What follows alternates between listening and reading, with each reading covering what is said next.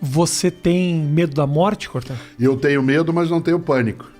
Há uma diferença entre medo e pânico, né? O medo é quando você fica em estado de atenção. Eu sempre digo, eu tenho repetido isso com frequência, a morte não é uma ameaça, ela é uma advertência. Uhum.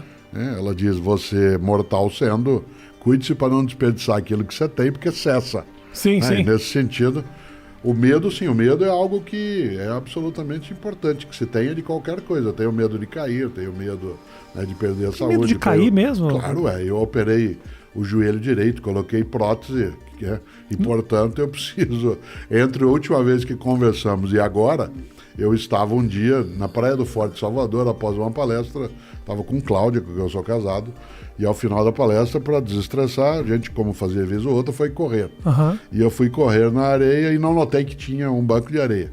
Caí e bati o joelho direito, não há fratura na região, ela é quase isso, é no subcondral. Fiquei quase um ano de cadeira de rodas, trabalhando, viajando, fazendo o que tem que fazer.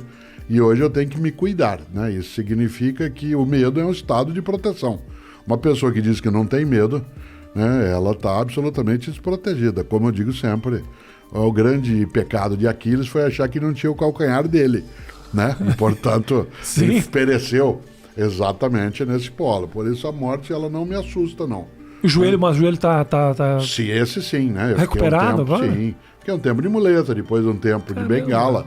O fato de eu ser da área de filosofia e ser um senhor de barba branca, a bengala deu um ar mais provecto, mais circunspecto. Sim, dá uma credibilidade. Ofereceu, né, algumas vantagens, mas depois dela deixei, agora já faz...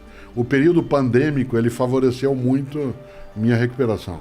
Porque como eu parei de viajar quase todos os dias de avião, parei de estar em deslocamento contínuo, isso favoreceu.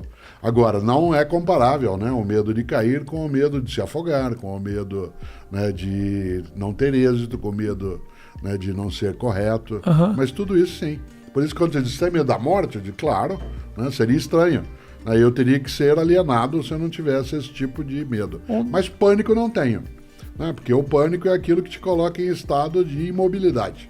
Né? Nesse sentido, sim, o medo está aí, eu não gostaria. Eu prefiro a clássica ideia do Woody Allen, eu não tenho medo de morrer, eu só não quero estar lá quando isso acontecer.